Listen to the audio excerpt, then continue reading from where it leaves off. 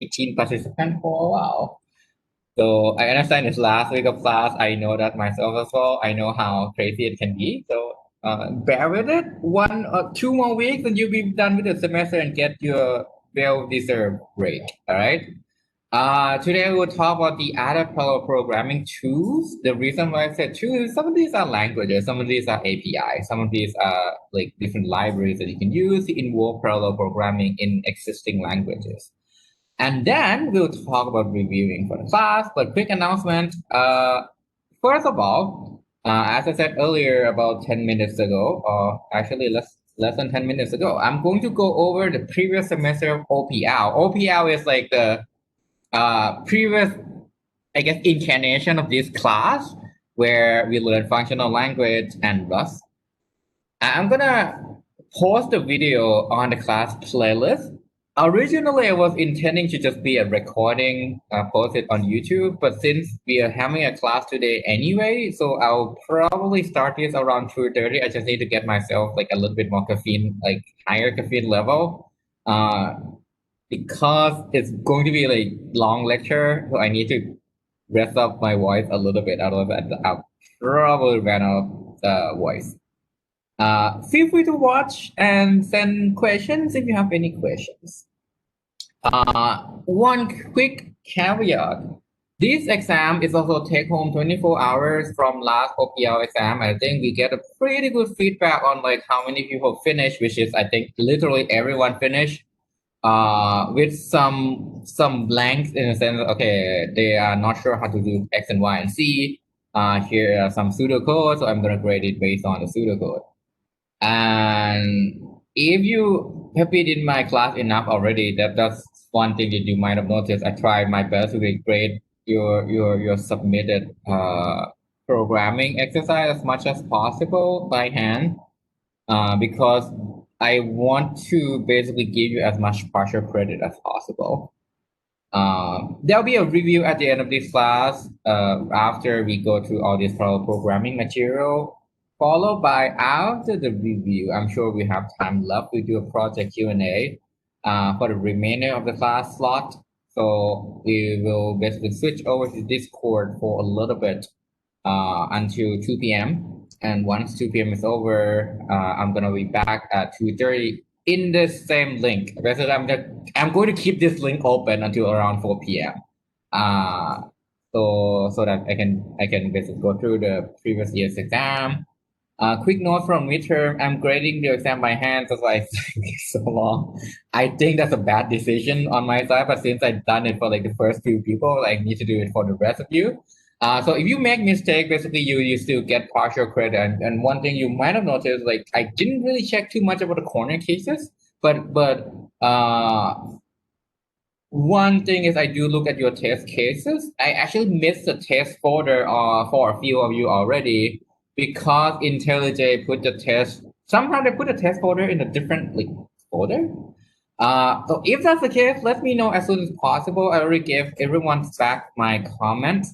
One of the common mistakes that you all make is that last one lexical scope question that we asked for dynamic scope. I think there's only one of you who got it correctly, because if you do it using dynamic scope, it's actually doable, but you returns, I think, a function. If I recall correctly, I just need to check back at my solution. And it's a pretty tricky, like, it's not tricky in a sense it's tricky, but it's tricky in a sense it's like so easy to make mistakes on that particular last question. But I think overall you all did well. Most of the submission too much to keep. Yes, exactly. I agree. I think that's where. So basically, if you forgot to keep track somewhere in the middle, you get 3 out of 5. That's like a default grade that I give you. Basically, hey, I know you know what you're doing. It just that one assignment to Y. I think that a lot of people make a mistake, so they ended up with the same value. I think a lot around line 6 or 7 that like threw people off. Uh, and and I think overall you know what you're doing in terms of functional programming. I see that most of you are writing the program in a functional way, so that's what I'm happy about. And please be aware, I'm super lenient this time because this is kind of like it's so hard when you do a take-home exam for these kind of classes because the exam typically would kind of decide to test what did you actually understand, right?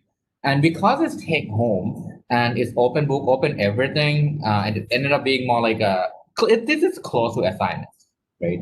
You need to admit that this is like really close to assignments, but I'm not gonna grade it the same way I grade assignment because grading it the same way I grade assignment is a little bit unfair because you only have 24 hours. It's so easy to have like bugs on corner cases. Um, but in general, I think I'm happy with most of your progress.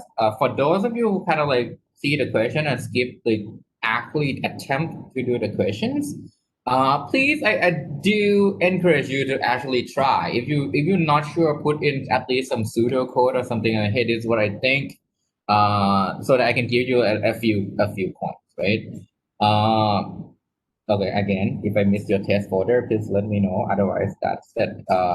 I'm going to keep grading the assignments and what else? Yeah, the final exam and the project.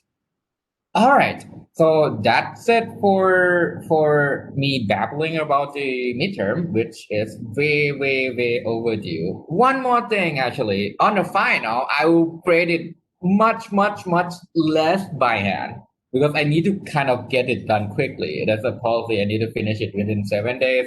I'm pretty sure I cannot grade 24 submissions by hand that way, and yeah. So please make sure you test your code more carefully this time uh for Rust based question. At least try to make sure it's compiled. That's when the grading gets really wonky. When you have a code that doesn't compile, I'm trying to figure out like how do I fix your code so that it compiles that so that I know what you're doing. Okay, so let's talk about parallel programming that are outside of Rust because we've been in the Rust world for a month and a half now, I think. So the first thing is called pthreads. How many of you here used it before? How many of you took an OS class? Because I'm pretty sure you use it over there. All right. So are you having a nightmare? Are you having fun over there with pthreads?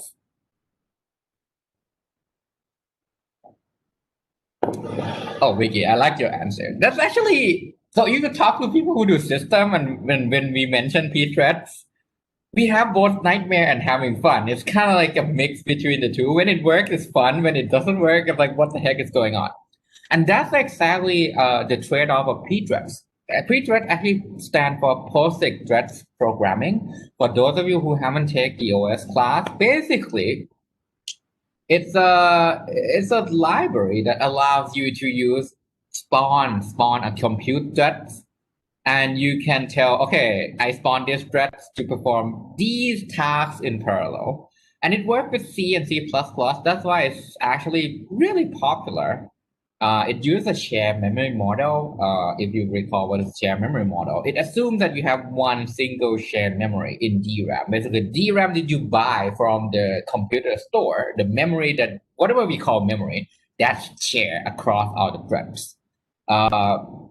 When you compile the code, if you have pthreads, you just need to dash LP threads when you compile to actually enable the fact that, hey, if I have spare CPU, run them using multiple threads. And this is like probably one of the most classic way to parallelize your program. And it's still really popular right now because, first of all, it's really lightweight and efficient. This is fast. You have zombie. Yay! Okay, that's actually a great answer to my question of whether you have nightmare or fun. Yes, you have zombies. What you have with pthread is sometimes you fork a thread. Basically, you create a thread and you forgot to like destroy it. So you get zombie thread walking around not knowing what to do. Because it does its task, but it never get killed or join or do something later. Uh, Pthread is really lightweight and efficient, and also can be super bug prone. That's where the nightmare come in. Because debugging a C program with pthreads can be really annoying. This is a typical process of how you work with pthreads. You create the threads, you perform some operation, and you join it back. I'm going to draw it. Basically, here's what it is. Oops. This is basically your code. And at some point over here is a pthread create. And that actually you're supposed to put in the inputs and things like that. Because the inputs basically determine the pointer to the control. Basically, it's the thread. So that you can actually manage the thread. And when you do pthread create, your code now let's say this code part A. The code part B will be run by thread 1 and thread 2. Both threads will be running them. So that's when you call pthread create. And when you do call pthread join, it will basically join the thread back. Thread 1 and thread 2. Thread 2 get killed into thread 1. That's it. It's as simple as that. You fork a parallel work, do something, finish, join. The reason why you have zombies can be something like this. So if you look at the zombie case, you fork thread 1, thread 2, thread 3, thread 4. When you call join, thread 4 is like, hey, I'm not done. I'm not done. These things join into thread 1. Thread 4 becomes like, I'm not sure what I'm doing. And thread 4 basically will hang out and become a zombie. That's one of the things that can happen. Or maybe you just basically forgot to call join. That's like another possibility. So as you can see here, things can be weird. For example, what if thread 3 called malloc? It means that this is visible by all threads in this program.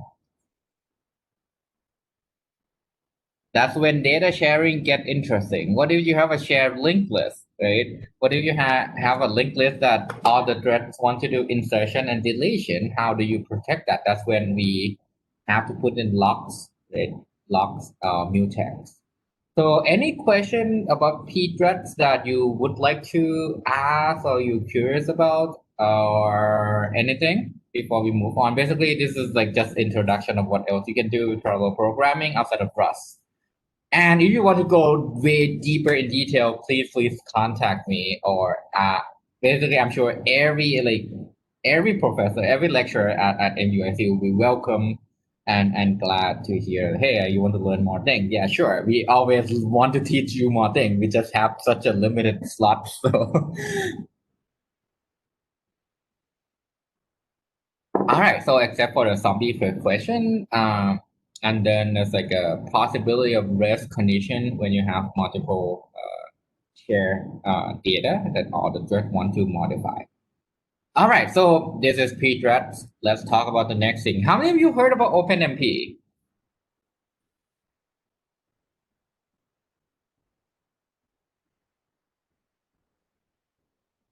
Okay, cool. So OpenMP is like much easier to use. This is more like equivalent to Rust, but my own opinion, Rust is better. Rust is faster and cleaner. OpenMP is a little bit more ancient. It's like it's been there for a long time, and it's one of the earlier APIs that enable high performance computing. In fact, if you go to OpenMP website, the official website, they'll say like enabling high performance computing since blah blah blah. I think 19 something. It has been there for a long time. It's still out there right now. It's still being modified. To be honest, I'm like right now collaborating with a lab in Germany because I send my master's students over there, and that lab actually are actively improving OpenMP. Right? It's one of the major contributor to OpenMP and still improving it. My gut feeling, I feel like new programming paradigm is. I would say if you haven't learned anything, go learn Rust and Go language, and then deprioritize OpenMP. That's how I should rank them. But basically, that's why we teach you Rust, right? OpenMP use a shared memory model that enable parallel programming, right? It works in C and C++. That's a good thing about it. Basically, you don't need to learn new language. It works in C++, well, but it's competing with P-threads as well. And it has a really large community support, right? So you can go to OpenMP website, the official website. There's so many documentation on how to do different things. There are multiple support to, okay, what if you want to use SIMD unit inside the Intel processor? OpenMP would have library for that. And here's some of the things that the OpenMP API provide. For example, the most obvious thing is parallel threads, right? It spawn thread that run your loop in parallel. I'm going to show you an example of how that's done. You can do that on a SIMD operation. So if you have taken my architecture class, now by this time you should know what a SIMD operation. Basically, it's called single instruction multiple data operation. You want to do a matrix multiply. What is matrix multiply? Basically, it's a bunch of multiply and a bunch of add. It works well with SIMD operation because I just say multiply, right? We want to multiply A1 and A2, A1 and B1, A2 and B2, A3 and B3, A4 and B4. Typically, you have to perform 4 different multiply. In SIMD, you say multiply A1 to A32 with B1 to B32, one instruction.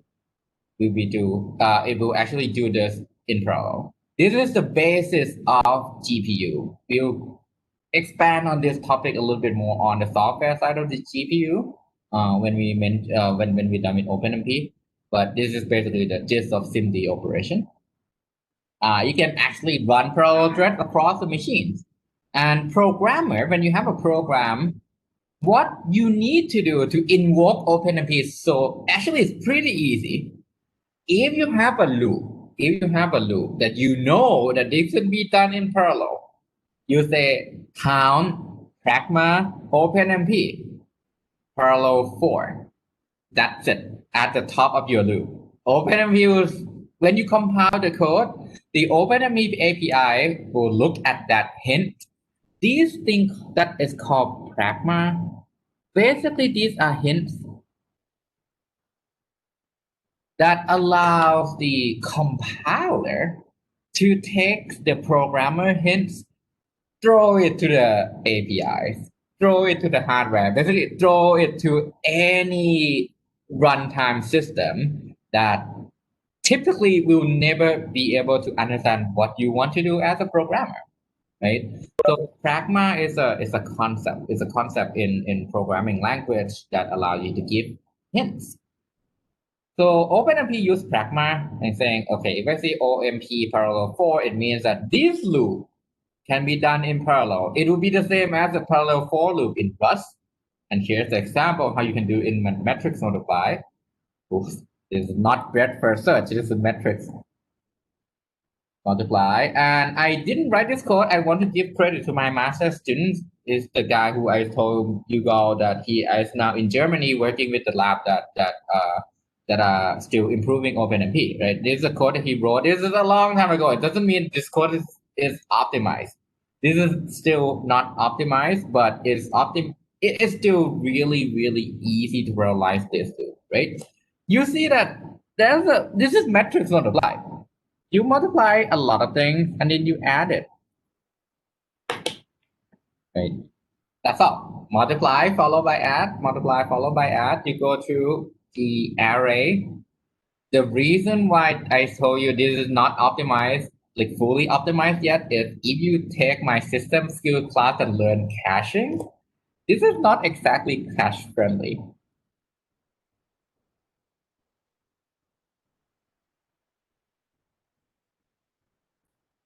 Which means that the memory overhead can dominate the runtime. But the good thing about this is, let's say n is 500,000. There are 500,000 by 500,000 metrics.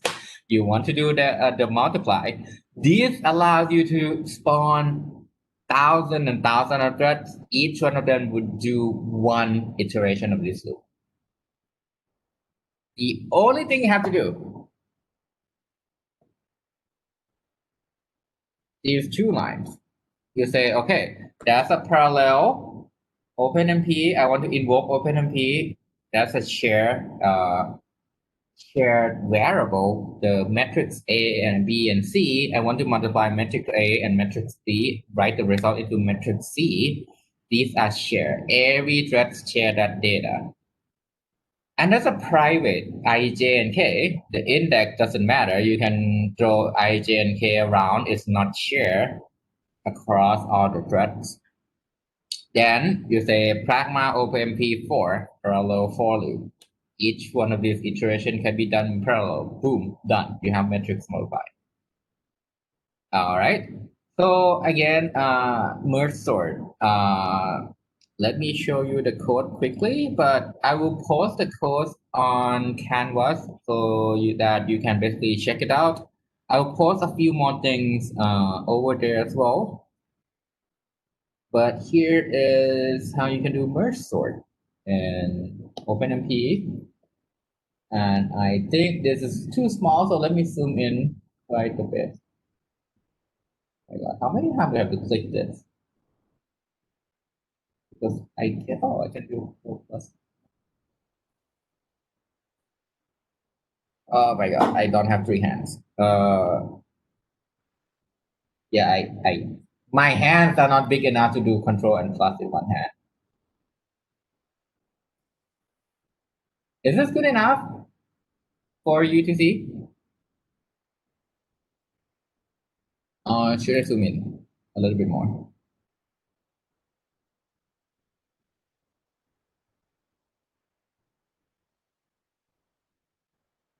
Or you are not with me anymore? Can you see the code? All right, awesome. So here is the code for OpenMP breadth first search. No, merge sort. Basically, this is a function that check, hey, if the array is sorted correctly. Nothing fancy there. This is a sequential part of the merging. This is just merging. This is done sequentially. This is like a sequential textbook merge sort in C. So we're not going to discuss it. This is the sequential merge sort. Basically, you break the array into 2 halves, merge it together afterward. And this is the main function that call all the serial, the not parallel version. Here's a parallel merge sort. What you can do is you can say pragma OpenMP task weight. This is fork join. This is similar to fork join. You put in the array, and then the begin is the begin of the first half. The half is the half point of the array, and basically you fork them into 2 parts. Inside here, you will then do the merge sort. You will basically recursively call until you're done, right? And I think that's it. Basically, you would merge them, the 2 array together.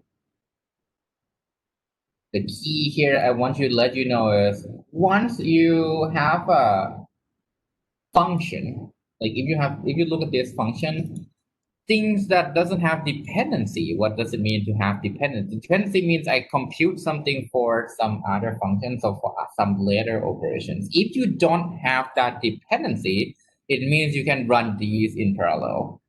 If you know you can run something in parallel, you just say pragma OMP. Over here, the code use OpenMP tasking.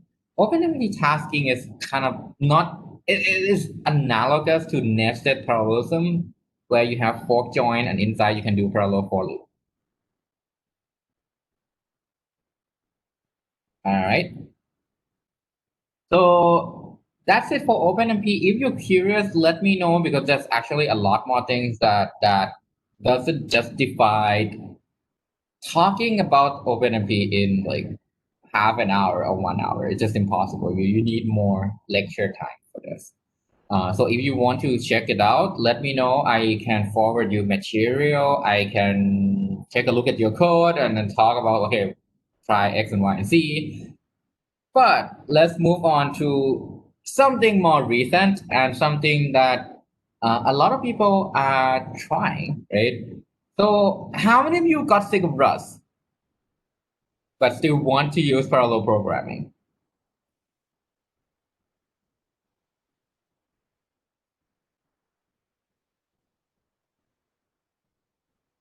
Or are you still having fun with Rust? Perhaps. I love that answer. It's like, yeah. So if you kind of like Rust, please stick with Rust. Rust, I think, is faster. Uh, Go language is easier. So if you kind of like, I hate Rust. I don't want, like, for some reason, I can't get things to compile. Go language is a good alternative, right? Basically, it's simpler than Rust. It's kind of like a go-to language. You want to develop parallel programming quickly. Why is quick development important? So this is not related to this class at all, but a lot of the time the argument from the company side is we pay our engineer quite a lot of money per month. It means that if I can get something out of you quicker, you the money that we pay your salary worth more, right? So a lot of companies actually start to adapt Go language because it's a good trade-off between I can do parallel programming really fast and I can do fast parallel programming. That's a difference between the two. It's likely to perform worse than Rust. So if you're comfortable with Rust and you like Rust so far, you like functional programming, please do stick with them, because there's a lot of benefit in uh, writing fast Rust code fast. Oh, do you want to use Go language on the exam? Mm, so have you been using Golang before? So the problem is, otherwise, if I say yes, that's not fair for the rest of you. Because that's the benefit of having the exam. It's like a central thing that everyone is kind of like being tested on material that we teach in class, right? But you can use it in your project. If your Rust code doesn't compile, put it there. I'll try my best to grade by hand, because to be honest, Rust code is a lot easier to read than Scala. At least to me. So to be honest, please at least keep your submission. Do your best at trying to get it to compile. If you've seen the midterm already, you know how crazy I go at like trying to make your code work. Uh, so no, please don't use Go language as an alternative for the exam. But there's a benefit. Basically, it still give you memory safety. The key difference is Go language still rely on this thing called garbage collection.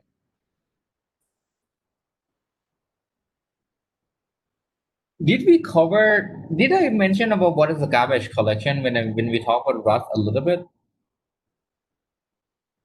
Anyone remember? Because I think I remember I talked about that for sure. But I'm not sure if you will still remember what is garbage collector.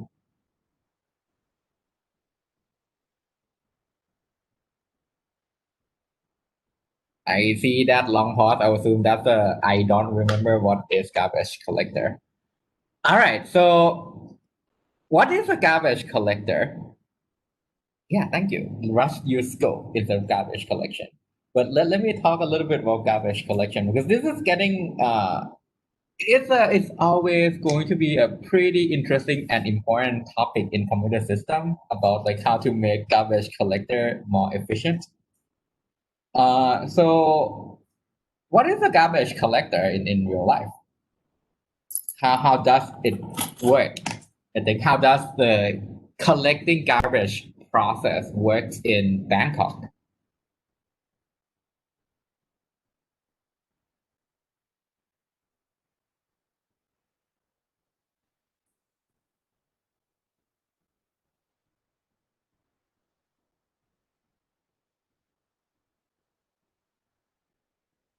Or is that okay? On every Tuesday, on every certain days of the week, right? There'll be a round of like the garbage collecting truck with great folks who dedicate their life to making sure everything is clean, right? They'll go through the street, collect garbages that you throw out. Define garbage. Can somebody define garbage? Something you no longer use, right? You throw it away because you don't want to use it anymore. And that's probably a fair definition of garbage. Garbage collection is essentially you go and collect things that the user, the program, in this case, the household, doesn't use anymore. They throw the garbage out and say, hey, we will flag this thing. It's like, okay, you can clean it up. I don't need it anymore. They'll pick it up to make sure everything is clean and tidy, right? If we don't have a garbage collector, I don't want to even imagine how bad Bangkok would look, right? It will look like, I guess, what will happen when you have a really strong rain coming and then all the garbage come up from the pipe. I'm sure you all see that before, and that's a nightmare thing, right? So if you don't have garbage collector, your computer will become nightmarish. In computer, imagine this. Imagine one single lane. Basically, that's your memory. That's your memory. One single lane, every interval of time, there'll be the garbage truck driving through to collect all the garbages. Garbage are memory that the program say, I don't need it anymore. I'm done using that data. Please clean this. What happened in real life when you are behind a garbage truck in a one lane street? You slow down, right? You can't proceed because the garbage truck will make a lot of stops.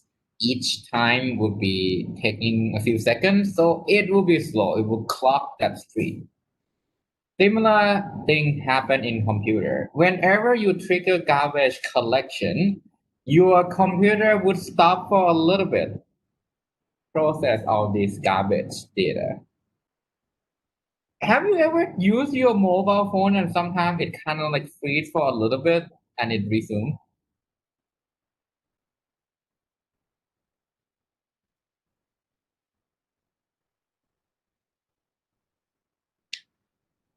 There's a pretty significant percentage of those freeze might be from garbage collection. The reason why that's the case and that's more often in mobile phone, the memory on the phone is so small, but how many apps do you open at the same time?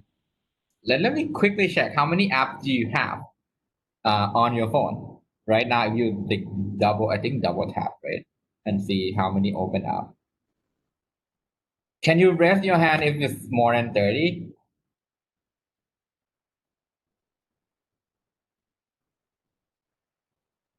How many people still have apps that, yeah, it's definitely more than 10 in the background. I still have, I'm sure I have apps that I have not opened in 30 days, but still in the background. Like some of these, the Android or the iOS will kill them. They'll just be kind of there, but it's already killed.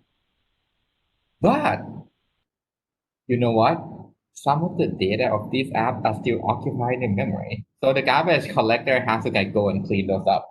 And that's why in the mobile phone, because the resource is a lot more crucial there, because it's much more limited. Sometimes you see this small freeze. And garbage collection is something that you kind of need to address to make it faster. So what a lot of system researchers do right now is do things like some of the ideas instead of having one garbage truck would do issue 100 garbage truck and do it at the same time.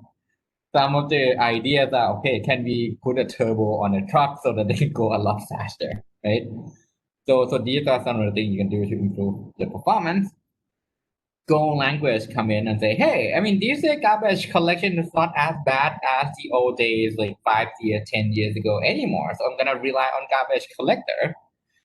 We don't want to make sure the programmer define all the scope. Remember in Rust, we use scope to tell what data is not used anymore. So memory safety in Go language rely on garbage collection. Still, it's good.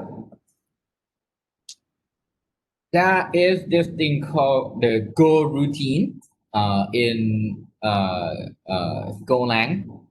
Goroutine is what enable you to do parallel programming. Basically, it's a main method to generate parallel execution. It's kind of like pthreads, but much easier to use. The reason why they are much easier to use is it invokes on a function. It invokes on a function. Basically, say go with a function name, it would spawn a go routine, run that go routine on a side using another thread. It create a function that run concurrently with other tasks. And here is the example. So this is an example I copied from this website. This is a pretty handy website. So you can go to https://gobyexample.com. Gobyexample.com will teach you Go language using a bunch of examples. Here's one of the examples of how to use the Go routine. This is the function that you want to run, right? You can call this function directly by calling the function name. This is the direct call. Or you can use the Go routine by saying Go and then function call F, right? This is calling F using the Go routine. This would spawn another thread to run that function while it continue, the main thread will continue to the next line, which is go func here. Basically, it would now then, this is anonymous function, which basically print the message, right? Point. This is another Go routine that will print going. That's it. FMT, this is basically IO. You can use it to print things in Go language. If you're curious, any questions so far for this particular example?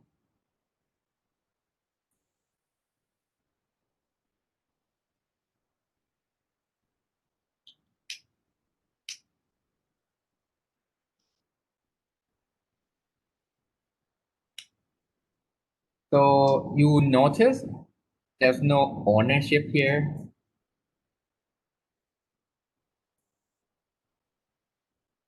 This is actually why Go is a little bit simpler to program than Rust. You don't have to worry about the ownership. Who owns what? I don't know. The Go routine will figure it out for you. Anyone want to guess the downside of having the language and the compiler figure this out for you? What can be the potential downside?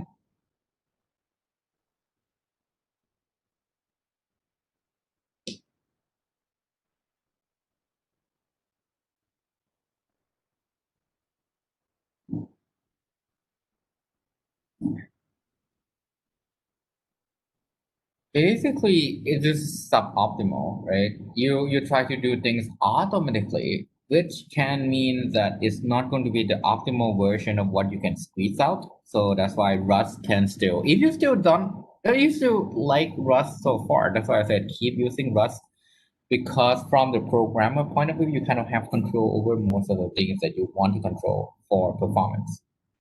All right. So now that we're done with the Go language, right? Again, these are just the different things that you can do in parallel. Really introductory. Really like, if you want to learn more, you need to go and try to look up more things, right? So the next thing I want to introduce is the GPU, which basically contains two hardware concepts. SIMD, which is single instruction multiple data, whatever we established about I think half an hour ago when we talked about SIMD in OpenMP, and the concept called fine-grained multi-threading to run parallel operations. You don't have to remember any of this. It's just basically if you go and watch like NVIDIA advertisement, it's like, oh, it's state of the art, blah blah blah blah. Yep, it's only actually these two concepts. It's actually pretty simple.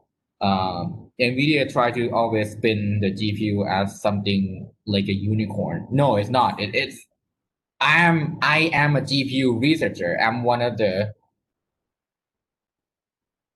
handful of people I think in the world who I think been working with the GPU hardware and designing a GPU hardware for like for a living. Actually, that's my thesis, right? So so I don't like it when sometimes when this company try to like spin things as like this is like the best thing ever or it's like unicorn. No, everything is created because of a reason. I'm not saying GPU sucks. GPU is awesome. It's awesome to run certain things, and we'll learn what are those things. These are the requirements of if you want to use the GPU, your program would have to look like this. It has to be embarrassingly parallel. By embarrassingly parallel, it means you can spawn hundreds and thousands of threads, hundreds and thousands of parallel threads. That's when the GPU becomes really powerful, right? How many of you play games? Me too, basically. But I would bet that more than half of you, I guess, would be playing games. Some of you might be playing right now, on your mobile phone. So the reason why you need the GPU to play games is when you draw something, it's a bunch of parallel operations, right? Draw dot, dot, dot, dot, dot, dot, connect all the dots, draw the triangles. The reason why we call the polygon is it consists of triangles and it generates polygons. Uh, and then smooth out all the corners and then mapping the texture and then figure out what's in on top. If you look at the camera point of view, what should be on top? Draw, draw, draw, draw, draw. Everything is super parallel. That's why the GPU is really good at doing that. It has to be embarrassingly similar. Metrics multiply, convolution, things in machine learning is embarrassingly similar. Add, floating point multiply, floating point multiply, floating point multiply, floating point multiply again, floating point multiply again for the millionth time. That's why the GPU is fast. And here's how the GPU executes the code. So let's say this is a GPU core. So if you look at the NVIDIA terminology, they would call this thing SM or simultaneous multiprocessor. Inside the core, each of these blocks is one thread that these threads are the exact same instruction. So if they are an add, they have to add. Everything has to be an add. The GPU would pick one of these group. Basically, these are group of threads bundle into a unit called a warp, right? A warp in the GPU. So if you go read how you program on a GPU, sometimes you see the word called a warp. Basically, it's a bundle of threads that have threads that look exactly the same. They all look exactly the same. The only difference between this thread and this thread is they operate on a different piece of data. The first thread might be operating on the first array, the first element of the array. The fifth thread might be operating on the fifth element of the same array, and that's the only difference. In each cycle, basically whenever the GPU is active, it would pick one of these warp and run. Basically, pick one of these, run it. If you take architecture class, we go into more detail on when I say run it, what happened. But basically, they would do this together, and that's how you get the throughput. And it would basically rotate around from here to here to here to here to actually get so many threads running at any given time. Right? So that's when GPU become active. Let's say warp A go into like a load instruction that take a while. You need to go to the memory, right?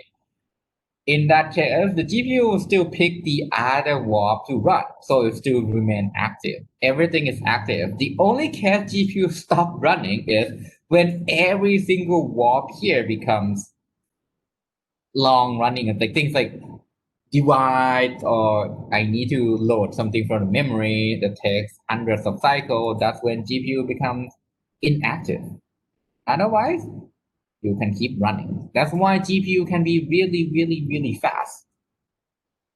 The trade-off is GPU give you high throughput, but really, really, really terrible single thread performance.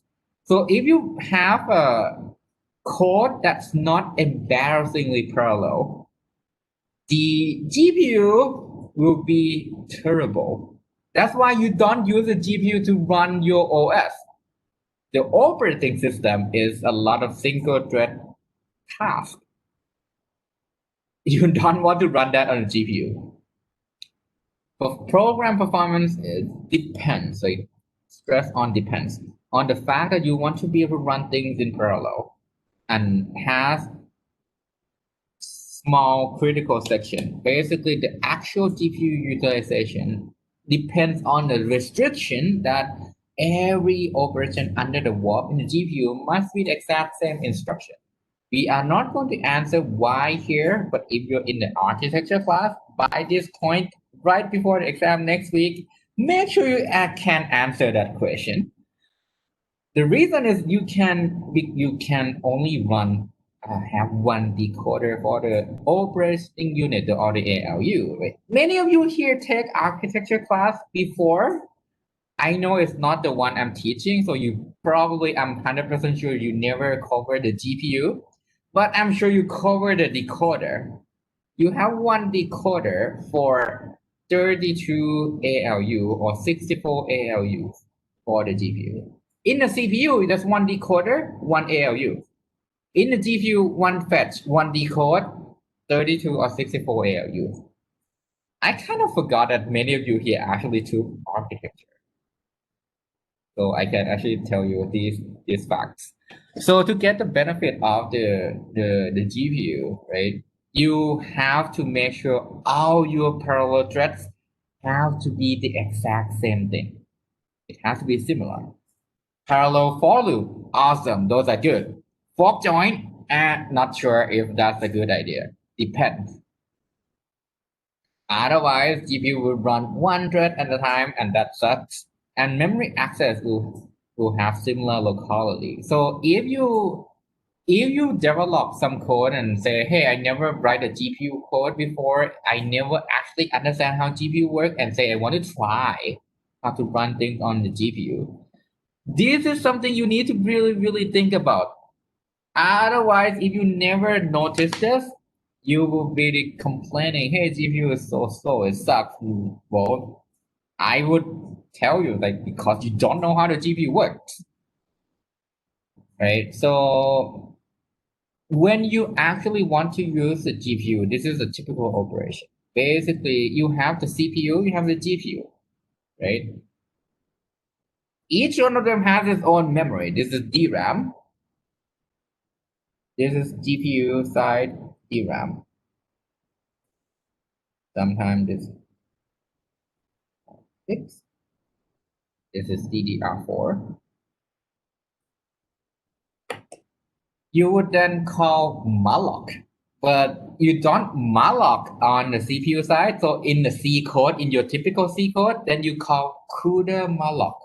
CUDA malloc, you allocate the space on the GPU memory, as you can see here, this blue thing. Then when the data is ready to be transferred over to the GPU memory, you call CUDA mem copy. It will copy the memory to wherever you just malloc. You give them the pointer, and then you launch the kernel. The kernel basically is I like to call it compute kernel. Basically, you run that function, right? You would then run that function on the GPU on this memory, and when you're done, you copy the data back to the CPU. That's it. Basically, think of it as a way to accelerate some of the functions you have on the CPU code.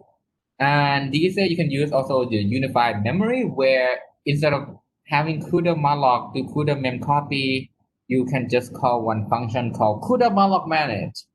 It would manage everything for from allocation, copying back, use the data again on the CPU side.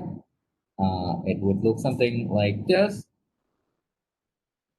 And that's going to be automatic data movement. The CPU and GPU memory would look as if there's one single thing. They would actually share pointers. So this is how you can run parallel program on the GPU. All right, so that's it. I think I went a little bit overboard on the new stuff. It might confuses you. So if it confuses you and you want to learn more, please let me know. If it confuses you and you don't care, throw this thing out of the window. Don't worry about it, right? Stick with Rust. Stick with Scala. Stick with the conceptual meaning of what is functional programming, which now we will be reviewing. Recap, Scala side of thing. We talk about future and promises, and these can go into your final. What does it mean to be blocking? How do we access futures? What are the use cases of the future and promises? On the Rust side, basically that's it for the Scala side, right? Then there's I guess, laziness, which is kind of cover both Scala, Rust, and other programming language. So the concept of laziness also is included here. On the Rust side, we talk about Amdahl's law. What are those? We talk about critical section. We talk about the benefit of Rust. We talk about the parallel programming on Rust, as well as the programming paradigm, which include things like shared memory, the inter or remote procedure call, and the data parallel, such as the GPU or SIMD. So these are the parallel programming paradigm. We talk about data races. We talk about locking. We talk about atomic instruction. What does it mean for something to be atomic? Why does it eliminate data races? We talk about the enumeration of sum types in Rust. We talk about error checking using the keyword results. We talk about parallelism versus concurrency. We talk about parallel for loop, fork join, the cost analysis work versus step. We talk about map, how to use map, reduce, and filter. Why are they good for parallel programming? We talk about the concepts of ownership and borrowing. What's the lifetime of something? What's the scope? How do I figure out the scope? The single ownership system. For every piece of data, there's only going to be one owner. We talk about read-only and mutable. Uh, this is actually there's quite a lot of question for assignment 3, and I love the question. The question is basically, hey, I cannot use mutable. Why not, right? So when you have conceptually, if you think about functional programming, everything is immutable. If we have the concept of scope, if we have the concept of single ownership system and read only, you don't really need mutability. When you copy things for a function call or things like that, the older object will go out of the scope, so that it's going to be deallocated anyway. So as long as the operation is efficient and it's worth it to do, keep doing that. So when you have read only, that actually gives you a lot of parallelism. There's also the concept of the types of ownership. You can be the owner, it can be a shared reference, and it can be a mutable reference. This is share readers. This is share writer. Low, because you can't do in parallel.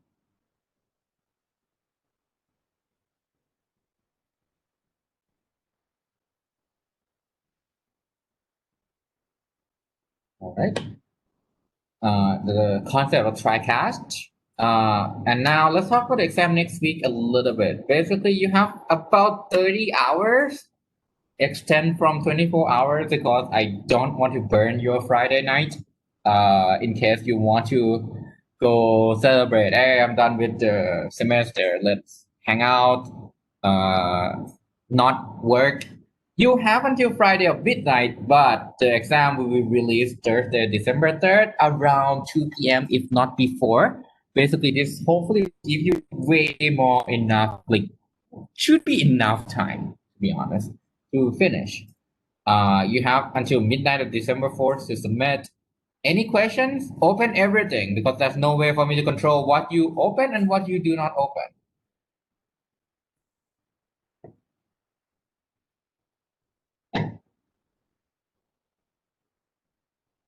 I have a quick question. Do you happen to know if next semester will be like fully live in person now?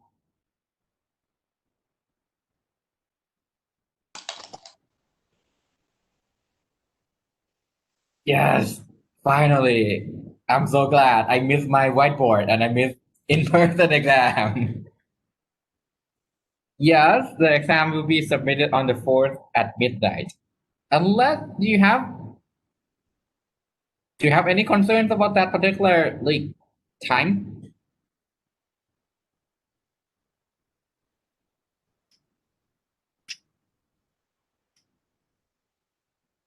Oh, no, it's 10 a.m. of the day earlier. You have more than 24 days. So that's already multi-day exam.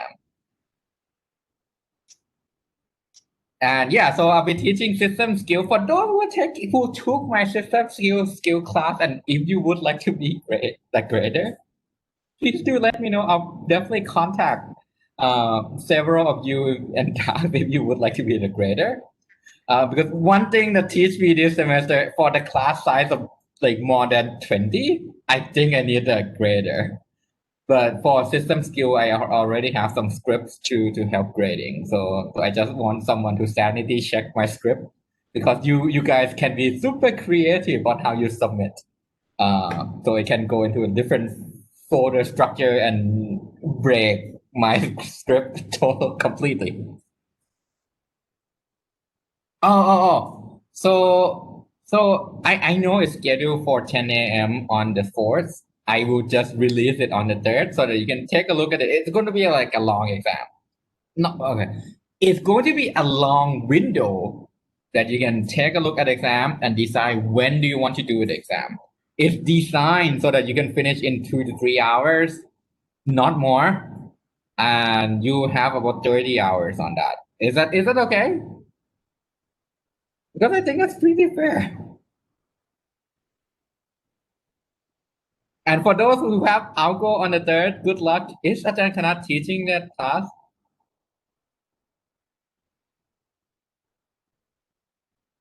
Okay. So okay. Good luck with the class then. And how many problems will be on exam? It will be on both Rust and Scala, and there are likely to be either 3 to 4 problems because I think this time I'll probably make it shorter. If the last exam took 4 days for you, no, not all coding. There'll be conceptual questions and there'll be some coding exercises. I might have one open end like design question, but it's going to be open end. I'm not going to judge you on like, okay, can you squeeze out every single like performance you can get from this problem? I want to see how you think. I want to make it like open end and fun, and you can probably guess like it's gonna have less weight. I want to see how you think. I want to see how you what do you get out of the class, right? Unless you answer something that's like out of the scope this class and irrelevant and bad, then you likely get full credit for that open-end question. Not all coding, so there'll be some coding exercise and I'll make sure it's shorter. All right. Any more questions about the exam? For those of you who are taking Ajahn Kanat's Algo exam, good luck. I know how that felt.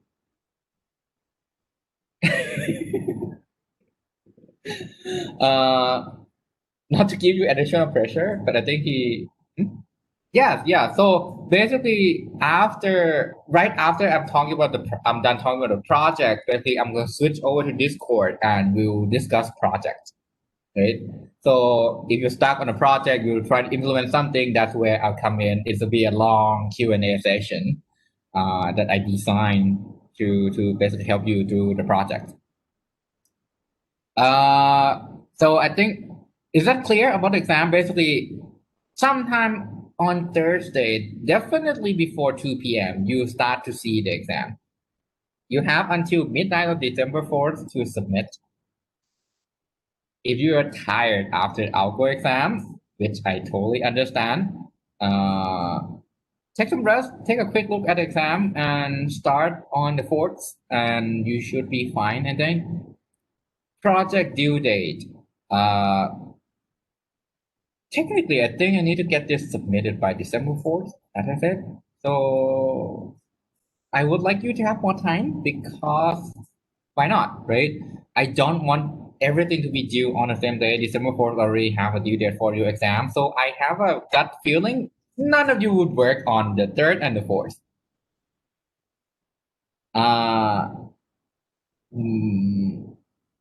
Doesn't mean there's free score. I can submit the grade 1 week after.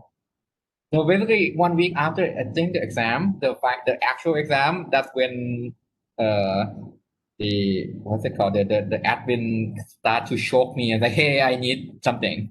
So I will let you modify your code until December 7th. So you need to submit in quotation on December 4th. If you know what I mean, basically I'm gonna open up the submission slot on Canvas.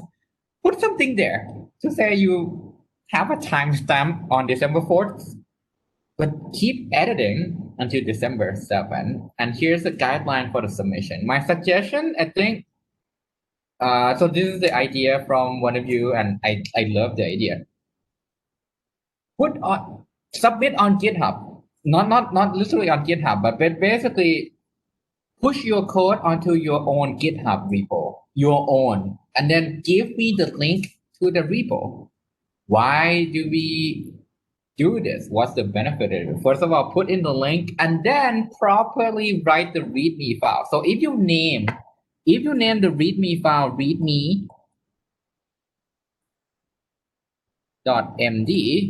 on GitHub, it would be automatically generated as the like a README text when I click on the link, right? So make sure people understand what you're doing here on your code. Why do I stress that? If you do this, this allows you to utilize this own GitHub repo. First of all, to back up your comments so you don't have random lost work on the December 7th. Hey, I somehow make mistake and type in rm-f slash and format my machine or something like that, right? And I can see the history of changes to make sure that, hey, I make mistake, I somehow accidentally push the new things in. I can go back and trace it to the deadline time. So that's my recommendation if it's okay for all of you. Basically, by this time, I think all of you would have a GitHub account already. So I think the reason why I want this to be done is this allows you to open source it if you want, because GitHub has an option to basically make it public or keep it private, right? But if you want to put this project on your resume, this is going to be something that allows you to do that. So if you want to get internships, if you want to go find jobs, I think it's pretty good to tell your employers that, hey, this is my GitHub repo, some of the project I've done for the class over there. You can check it out. I have this parallel programming project written in Rust that are doing this certain things. Some of you are doing something. Actually, most not. I think all of you are doing something pretty interesting, right? For those of you who do something more traditional, like search or sorting algorithm, you can say, hey, I try to parallelize the sorting algorithm, try to make it really fast, and this is how fast I get compared to the traditional version of sort. If you want to do certain solver, like Sudoku solver, for example, you can say, hey, I have an open source version of my Sudoku solver, which running in parallel. You can solve things faster. I think it would actually impress your employers, right? To be honest, to have these kind of things up. So that's why I want, if possible, that's why I want the submission to be done through GitHub, if that's okay. So is that okay for you guys?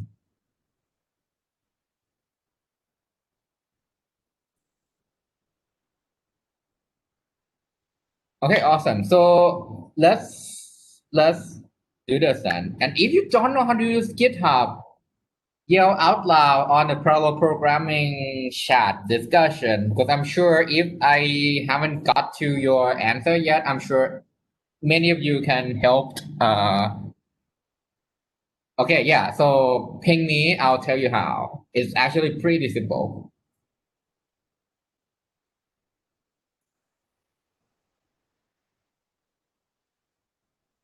All right, so that's it for the class this semester. Oh, is YouTube yes, it's really easy. So it's just actually to push thing onto GitHub. If you are the only one modifying the repository, it's as easy as just type in, I think, 3 lines of command. It is that easy. So it should not take you more than, I think, 10 minutes or 15 minutes to figure out how to do that. So if you're not sure before the deadline, ping me that, hey, I finished my implementation. Here's the code. I'm trying to figure out how to use GitHub. That's fair. Because GitHub is not a part of this class. It's part of the system skill class. So to be honest, it should not take more than 15 minutes to figure it out. So that's it for the class today in terms of the material. Again, there'll be a Q&A for the projects after this on Discord. I think let's take a break so that everyone here can go get lunch. I'm going to be online in Discord, depending on how fast I devour my lunch, but give me maybe 15 minutes. So I'm going to be on Discord around like 10:35, 10:40, and we'll go from there. Is that okay?